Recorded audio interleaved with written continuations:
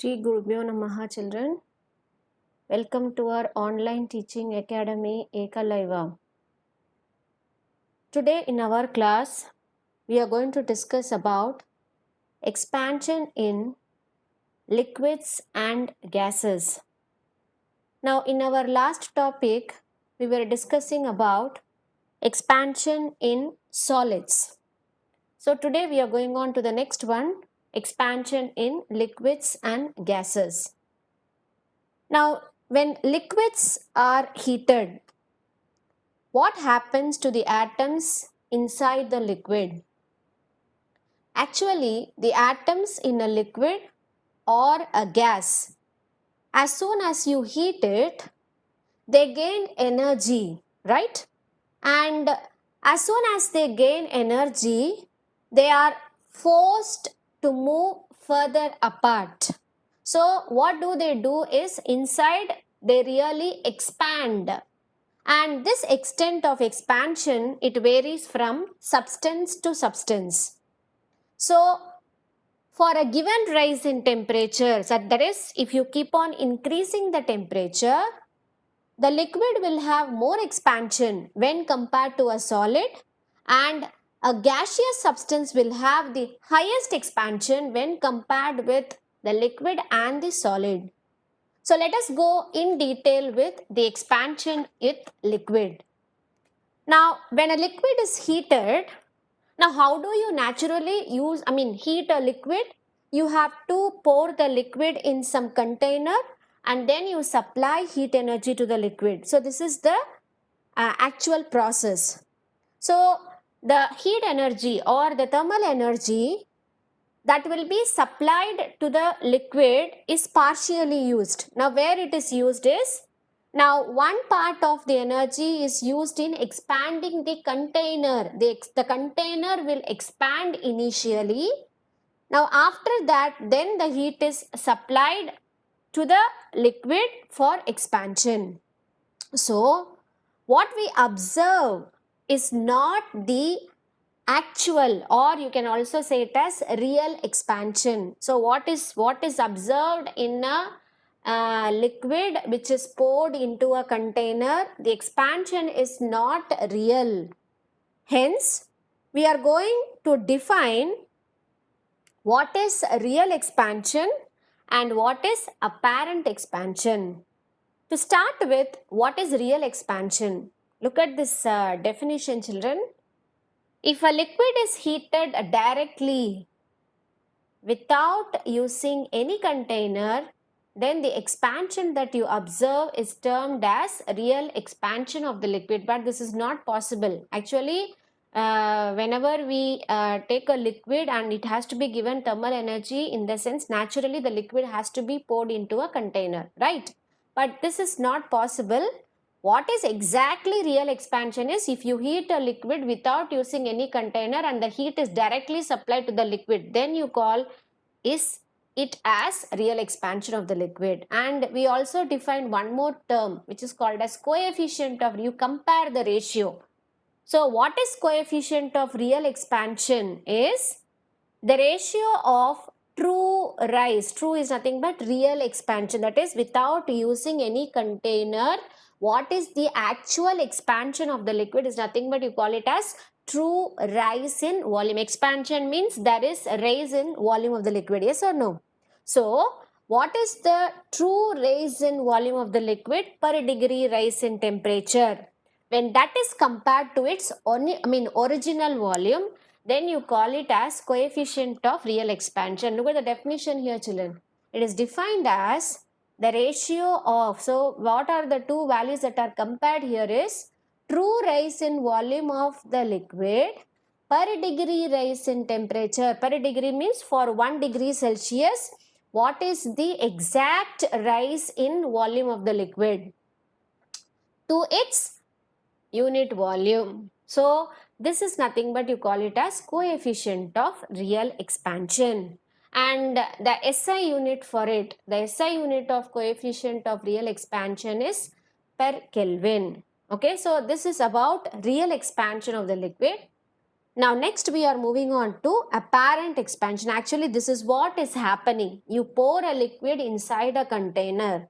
So in that case, the expansion of a liquid becomes apparent. Whatever you are measuring will not be the actual expansion of the liquid. It is nothing but apparent, because some of the energy definitely will be absorbed by the container. Container also will expand. So you cannot say it as actual expansion. It is nothing but apparent expansion. Okay, so the expansion of a liquid apparently observed without considering the expansion of the container is called as the apparent expansion of the liquid. Okay, so part of the energy will be supplied to the container and the rest is used in expansion of the liquid. So that value, when you measure, it will not be real expansion, but it will be apparent expansion. So what is coefficient of apparent expansion? Again here, again almost the same, but the main important word that you have to write here is apparent. There in coefficient of real expansion, this is the correct word, true rise in volume, whereas here the ratio of the apparent rise in volume of the liquid per degree rise in temperature to its unit volume. So you compare the ratio of, not the actual rise, you consider the ratio of apparent rise in the volume of the liquid per degree rise in temperature to its unit volume. And here also you have the coefficient of apparent expansion as per Kelvin. So this is about a real and apparent expansion. Now we are going to the experiment part of measuring real and apparent expansion of liquid. So this is the experimental setup, children. Now look at this. Now here the liquid is poured inside a container. Okay. Now for this liquid we are going to measure real and apparent expansion. So the colored liquid, which is blue in color. So this liquid is poured in a container up to a level. Now let this level be L1. So this is the first level. Okay, up to which you will pour the liquid. This level is marked. There is a black line here. So that is the initial level. You pour the liquid into the container, right? Now after that you start heating the container. Okay, now here we have used a burner. Now with that you heat the container, right? Now what happens? As soon as you start heating, initially which will receive the thermal energy? Initially the container will receive the thermal energy and starts expanding. So initially first which starts expanding? The container. Okay, so the container starts expanding, and as a result what happens? Now when the container starts expanding, the initial level of the liquid, which is L1, will come down to L2, which is given as number 2. Okay, so what happens? Now the volume of the liquid appears to have reduced. Why? Because the container is expanding now. Initially, as soon as you heat the container, immediately the container starts expanding and the level of the liquid, which was initially at L1, will come down to L2. Okay, so this level is marked as L2. I have written as 2 for a clear understanding. Okay, right. Now again you continue heating. So you keep on continue heating the container. Now what happens? Now the container would have got the thermal energy and now this energy is transferred to the liquid. Yes or no? Right. Now the liquid starts expanding because it starts receiving heat. Now immediately, as soon as the liquid starts expanding, what happens? The level L2 will start rising because the liquid starts expanding here, and the level of the liquid rises to L3. Is it clear, children? So the first level when you pour the liquid is L1. Then second level you start heating the container. The container starts gaining energy. They expand. The container expands and the level of the liquid will come down from L1 to L2. Then as you continue heating, the liquid starts expanding and once again the level of the liquid will start rising from L2 to L3. Is it clear? Now I am going to write what is apparent expansion here, children. So apparent expansion is very important, children. This statement is very important. Apparent expansion is the difference between, can you make any guesses? What will be apparent expansion? Now apparent expansion is the difference between the levels L1 and L3.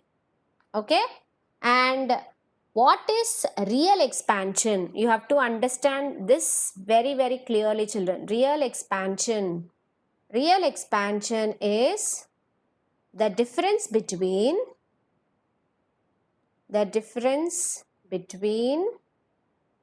the levels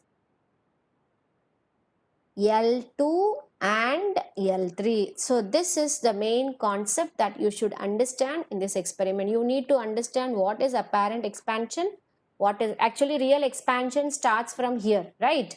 Now this L1 and L3 is just an apparent expansion, but real expansion is from L2, because at this stage only the liquid will start expanding, because till that which is expanding? The container is expanding, but from level 2 to level 3, this is the area of real expansion of the liquid. So this is very, very important.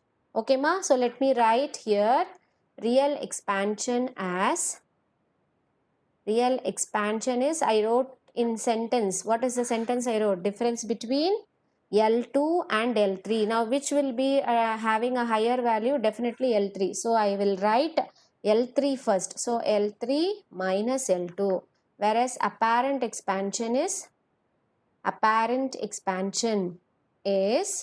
the difference between L1 and L3. Again L1 will have the highest value. So this is the formula. Now this formula will be used for solving some numerical. So this is about expansion in liquids, right?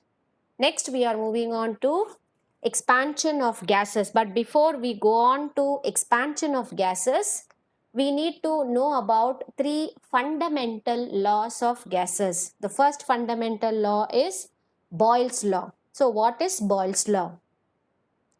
When the temperature of a gas is kept constant, okay, you take a gas, now you make the temperature of the gas to be constant. The volume of fixed mass of gas is inversely proportional to its pressure. Now we are going to compare 3 variables here. One is pressure, the other one is volume, and the other one is temperature.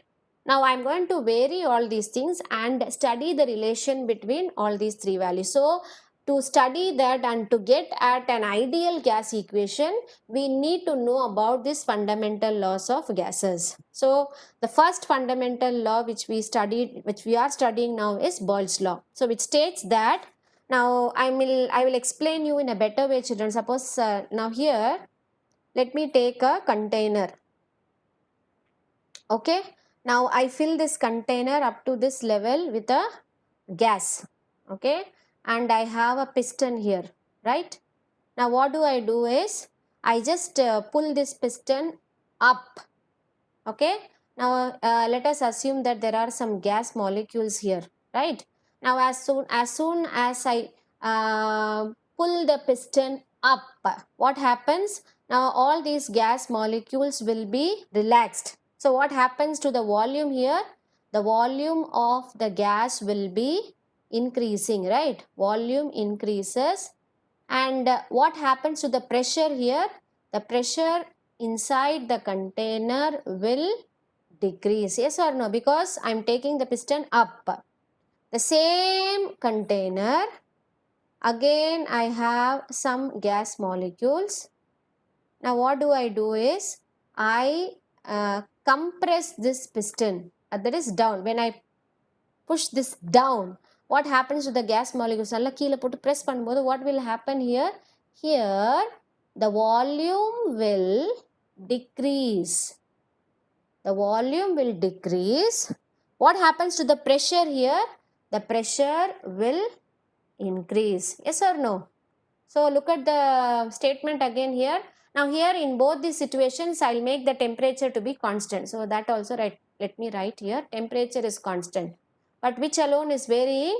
Now pressure is varying, volume is varying. Here pressure is decreasing, volume is increasing. What about here? Volume is decreasing, pressure is increasing. So pressure and volume are inversely proportional. That's why we have written pressure inversely proportional to volume. Greater the volume, lesser will be the pressure. Then lesser the volume, greater will be the pressure. Or also I can write this equation as PV is equal to constant. So the pressure and volume are inversely proportional. So this is about Boyle's law. Okay. Next we are moving on to Charles' law. Now Boyle's law, which is made constant, temperature is constant. This also is very important. Okay ma? So temperature is made constant, hence pressure and volume are inversely proportional. Now here Charles' law states that when I make the pressure of the gas constant, so which is made constant here? Pressure.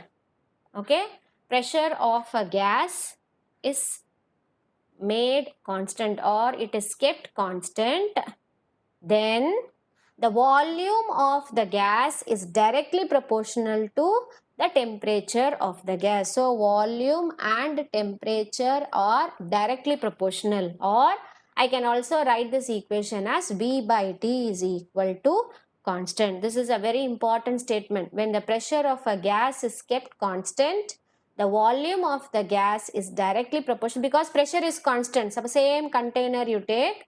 Now again it is having the same piston and you are not giving any pressure to this. Now some gas molecules, you increase the temperature, naturally the volume of the gas also will be increasing because the pressure is maintained constant. So V proportional to T is constant. Okay, or V by T is equal to constant. This is about Charles' law. Okay.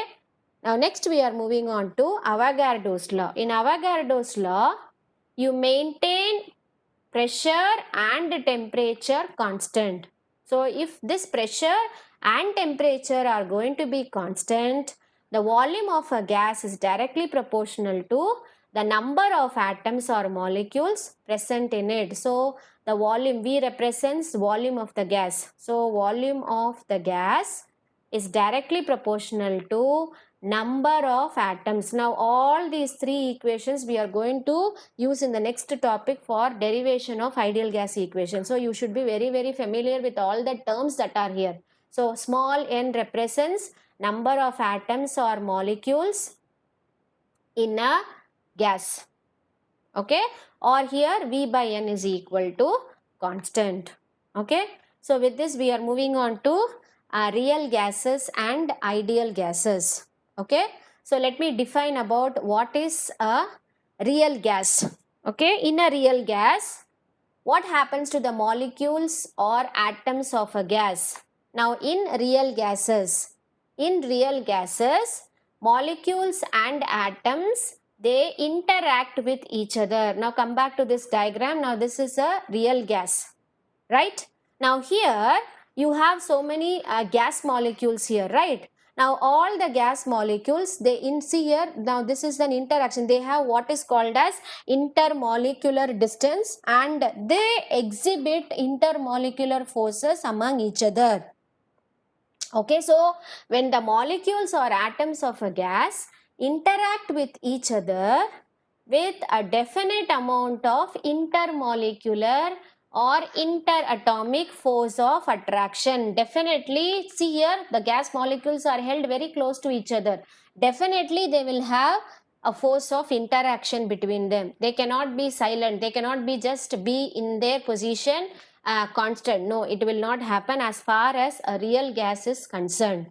So, the real gases, they will have interaction with the other molecules or atoms. They exist a strong intermolecular force. So those gases are said to be real gases.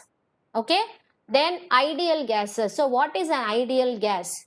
If the atoms or molecules of a gas do not interact with each other, then the gas is said to be ideal gases. But this is not, actually you cannot say this is not possible. No gas is ideal because every gas molecule will have definitely interaction with each other.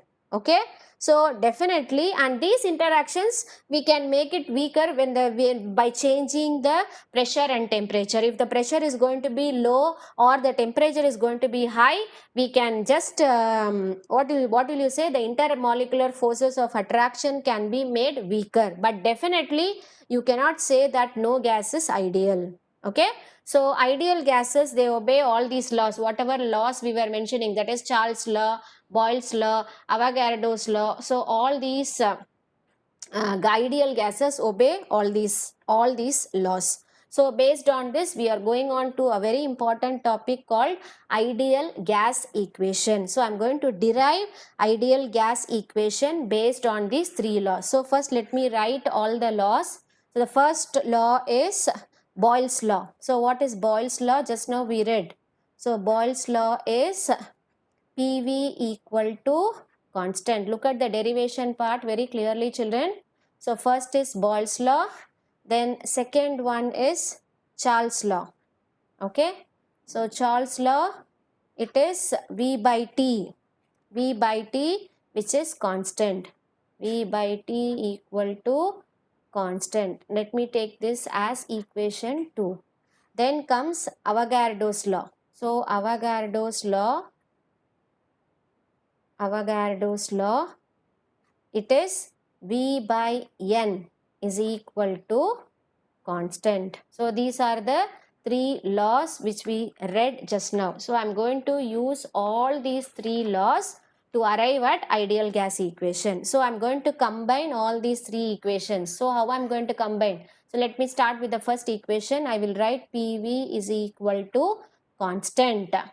Now I am going to bring the second equation, which is V by T. Now already V is there in the first equation. So here also V is in the numerator. Here also V is in the numerator. So I need not repeat this again.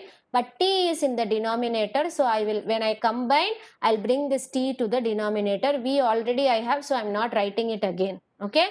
Then we are moving on to the third equation where V by N is constant. Again I have V in the numerator. Here also V is in the numerator. So I need to add only N in the denominator. So this is my equation 4 after combining all the equations. So after combining equations 1, 2 and 3. So I have this equation PV by NT is equal to constant. Okay. Now this equation is called as combined law of gases. So I have combined all the gas equations, right? All the laws. So this will become combined law of gases. Okay. Now I am going to consider a gas. Okay. Now this gas has mu moles. Okay. Mu moles of the gas is considered. Now I need to find out what is the total number of atoms in the mu mole of gas. So which can be given as mu times N into A. So here I will write this small n, children. So N is equal to mu times Na. Now this is my equation 5. Na is nothing but what? What is Na? Na is nothing but Avogadro's number. So what is the value of Avogadro's number? That we have read in Avogadro's law. So Na is given as 6.023 into 10 to the power of 23 per mole. Okay, so per mole means in 1 mole of a gas you have 6.023 into 10 power 23 atoms. So this is with respect to 1 mole. Suppose if you have mu moles of a gas, then what will be the total number of atoms? That is mu into Na. You understood how I got this equation? I repeat once again. Avogadro number is 6.023 into 10 power 23 per mole. Per mole in the sense, for 1 mole of a gas you have this many number of molecules or atoms. If there are if there are mu moles of a gas, then the number of atoms will be mu times Na. Hope you are clear now. So I am going to substitute this value of N in equation 4. So let me substitute that. So when I substitute, the equation becomes PV by T into mu times Na equal to constant. Okay, is it clear? Now I replace this constant by a letter called, now let me write in this, this constant is nothing but you call it as Kb. Okay, so what is this Kb? This Kb is nothing but you call it as Boltzmann constant. Okay, so what is this Kb? Now this constant values have already been determined. So that value is 1.38 into 10 power minus 23 joule per Kelvin. So this is the value of constant. I replace this constant by Kb, which is called as Boltzmann constant. So this equation will be Pv by T mu of Na is equal to Kb. Now again I am going to take these terms to the right side. So now the equation becomes Pv is equal to Kb mu Na into T. I take this to the right side. So here, now this is a constant. Now this is temperature, children, T. Okay, this is a constant. This is a constant. So all these are replaced by, now let me write Kb mu Na is equal to R, which is called as, what is this R? R is called as universal gas constant. Universal gas constant. So when I replace all these terms by R, I have the gas equation to be PV is equal to RT. This is the ideal gas equation. Ideal gas equation. Okay, this is used in many areas, okay, to study the relation between pressure, temperature, volume. So wherever we need to study about these variables, we go for this ideal gas equation. Now this equation, ideal gas equation, is also called as equation of state. Okay, so this is a very, very important question. The derivation part of this ideal gas equation is very, very important, children. So please go through all these laws, and the derivation part, it is not that much difficult. You can easily do it. Only thing is you should remember the values of this Boltzmann constant. Then what is this value of R? Suppose I forgot to write the value of R here. So the R value is 8.31 joule per mole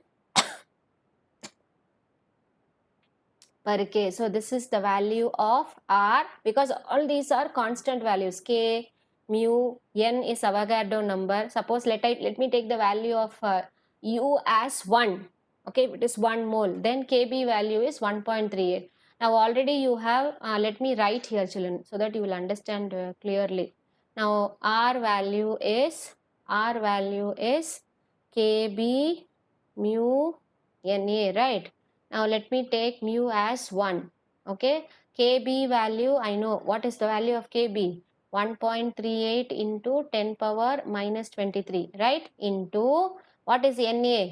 6.023 into 10 power 23, right? So this gets cancelled. So when I multiply 1.3, u is of course 1, mu is of course 1. So 1.38 into 6.023, I will get the value 8.31. Okay, so all these are constant values. So R is given the value of 8.31. Now this is just a rough work for you. Okay, so R takes the value of 8.31 joule per mole per Kelvin, which is nothing but universal gas constant value. Okay, so hope you are very clear with the definition, children. Now see you in the next class with the next topic, children. See you, ma. Bye.